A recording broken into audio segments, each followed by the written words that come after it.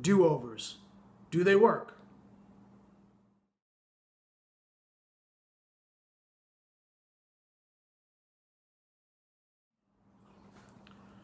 Hi everybody, my name is Tom. You're watching High Rant District.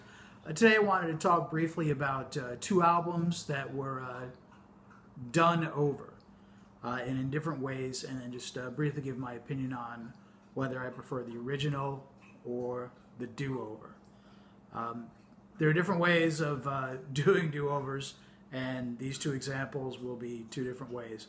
So let me just get down to it. You'll understand better once I start talking about what I'm actually trying to talk about. This is Pink Floyd's The Wall. Classic album, came out in 1973. Mine is a 1988 reissue. It's a classic album.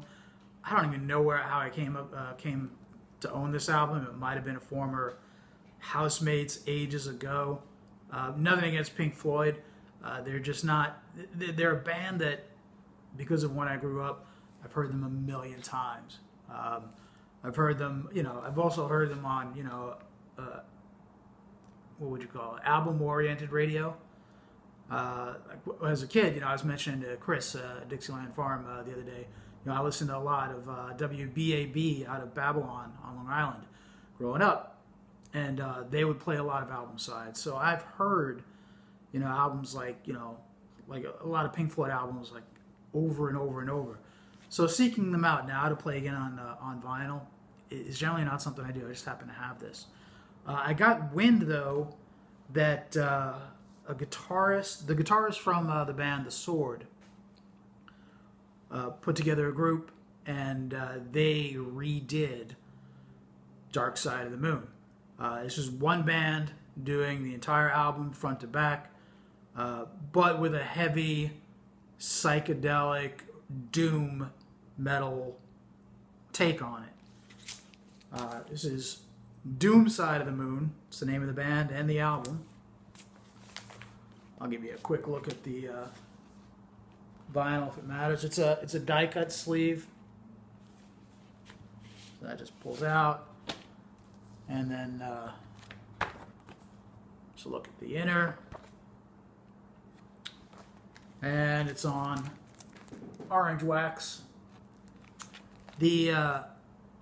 While Dark Side of the Moon is not an album that I will listen to much at all at this point in my life because I've heard it so many times. Very first time I spun Doom Side of the Moon, from the second I started playing that first song, it's just like, man, this sounds fresh. To me, it sounds a lot better, but I don't know if it actually is better, or I'm just so tired of hearing the original throughout my life. But it's a really fantastic take. I'll try to remember to put a link to a video of a song down in the description. But it's the redo is far better, in my opinion. It's far better to me than the original. It's fresh, it's heavy, but it's familiar. But it's better. I really applaud that. The whole Doom Side of the Moon band album effort was fantastic. I do recommend it if you like your music a little heavier. It's a really fresh take. It's a great take. I love it. The other album I wanted to talk about is the name of the album is George Best, and that is George Best, famous Irish footballer, by the band The Wedding Present. It's a 1987 album. Kind of a jangly guitar pop. It's not all that in a bag of chips, but it's certainly at least a bag of chips. I enjoy it. It's kind of peaceful and kind of a happy record, Anyway, it came out in 1987. It's on Reception Records.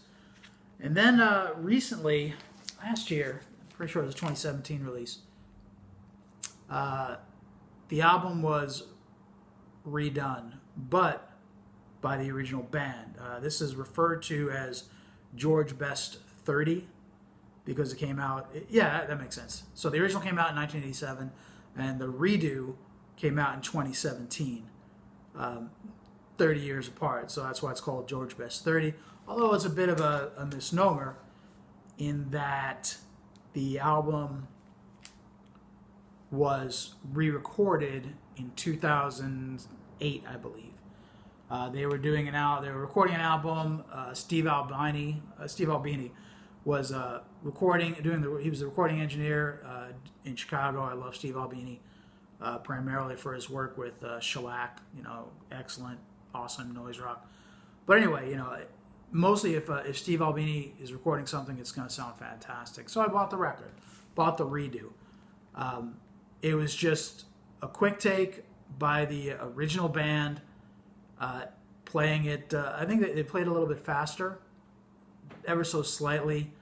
And, one of the selling points is that the drums were going to sound even better on this because the original was recorded on drums, but electronic drums. Whereas the redo done in the studio was real drums. Not that electronic drums aren't real drums, but you get my drift, non-electronic drums.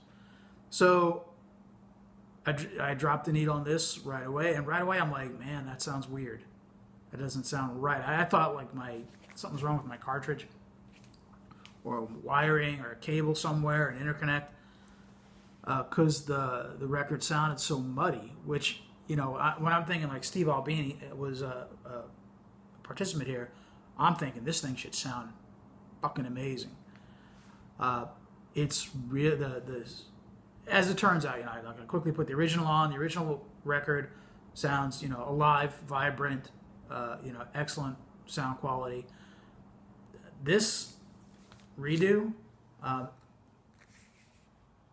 it might be a better take on the album, but you can't tell from listening to this vinyl copy.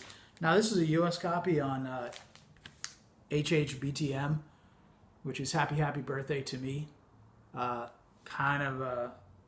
My experience would lead me to call their pressings questionable due to some other pressings. I'm not sure where this was pressed. I didn't even bother looking that up. But it just sounds like it's being sung behind curtains. It's muddy. The entire thing just sounds muddy and terrible. And again, this is a UK band, and perhaps I should have gotten the UK release, which I think is on Scopatone Records, and this is on Happy Birthday to Me. So I don't know. Maybe the UK version sounds better. At this point, I'm not even going to try it, but this was awful. In this case, the redo to me is an abject failure, and the original is much, much better. So there you go. With Pink Floyd's Dark Side of the Moon, the redo, Doom Side of the Moon, to me is much, much better. But with the Wedding Presents album, George Best, renamed George Best 30 for the redo, the redo to me is awful. So there you have it. Just, a little something to chew on. If you've ever come across a record that, where the original and the record's been redone, either by the original band or by another band, let me know what album that was and whether you preferred the original or the redo. Curious, these are kind of an interesting topic to me. Anyway, blah, blah, blah. Thanks for watching. Catch you later.